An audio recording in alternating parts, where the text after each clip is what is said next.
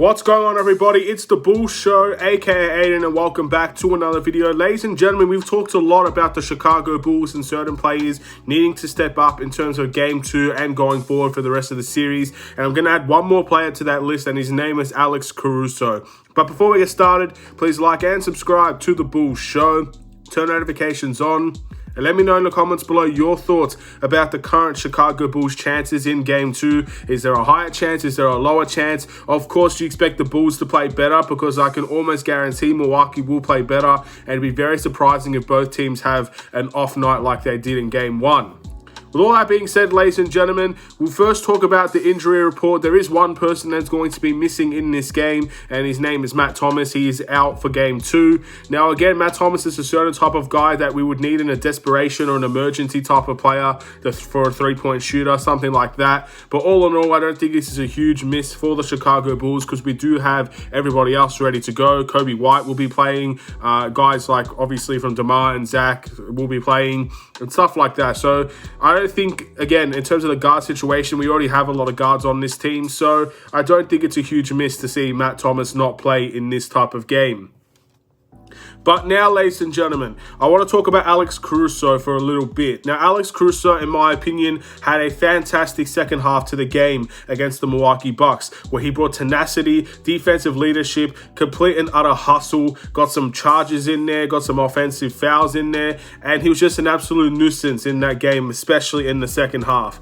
But I feel like there are so many other ways that Alex Caruso can step up. For example, I think the most open guy on this team in the first game was Alex Caruso and Patrick Williams. We saw Patrick Williams pass up those shots, and I've already stressed enough how much Patrick Williams needs to be able to shoot those shots and make those shots. Alex Caruso was the complete opposite, but he just was not making it, and it was a bit further out, and it felt like those shots were bricking heavily, to be honest. But then in the second half, he got things back together. He made some good shots at the end of the game as well, some nice backdoor cuts. But this has to be something, in my opinion, that's a consistent theme for Alex Caruso. And the problem is, and this is something that I kind of have to give him a little bit of credit of as well, Alex Caruso has the responsibility of being the point guard on this team. So his best traits in the off-ball movement, running around, making cuts. You saw maybe 2 times Alex Caruso got open from a backdoor cut or from just a cut from the out-of-bounds line, stuff like that, where they catch the opponent sleeping and he takes advantage of it.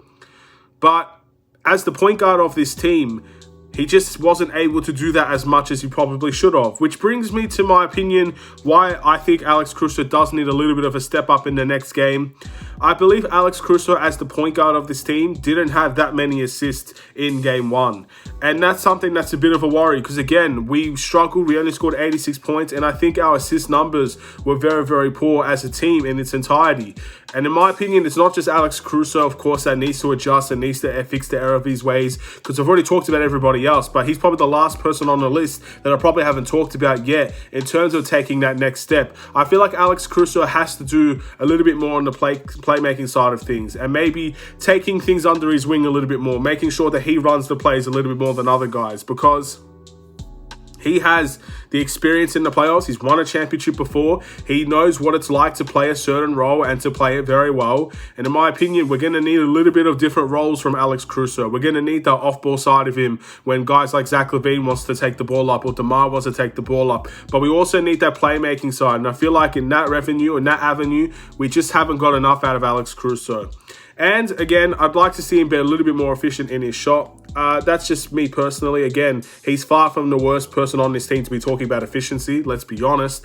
But that's going to be crucial for Alex Caruso. His starting minutes mean so much for this team. If he's going to play those half an hour to 35-minute type of games, you're going to need him to start making those shots. You're going to need all those starting 5 to really make an impact on the scoring end, to drop 10 to 15 points, because it can't just be the big 3. DeMar DeRozan played 43 minutes last game out of the 48 that's presented to him. It can't just be DeMar. It can't just be Vucevic. It can't just be Zach. I think other guys need to start making impacts here and there. And I feel like eventually you're going to see Milwaukee Bucks players make impacts, whether it's Wesley Matthews or Brook Lopez or Grayson Allen. Anybody on that team, someone's going to come in and make a very heavy impact, pretty much like what Kobe White did for us in Game 1. You're going to see a couple of those Milwaukee Bucks guys get into that rhythm and start making some shots. So we have to counteract that with some of our guys that are going to be having to step up, play big roles, make big shots, do some playmaking. And again, his defense has been perfect, in my opinion, in Game 1. And physicality-wise, I think he brings everything to the table defensively. And he's the reason, in my opinion, why the game was as close as it was on the defensive end. I think without him, we would be nowhere near what we were on defense, let's be honest. So I think in that way, Alex Caruso does need to have a little bit of a step up. Just the playmaking and just knocking down those open shots. Again, we can't afford to see air balls from the three-point line, open from the corner, stuff like that. You just can't afford to see those types of shots.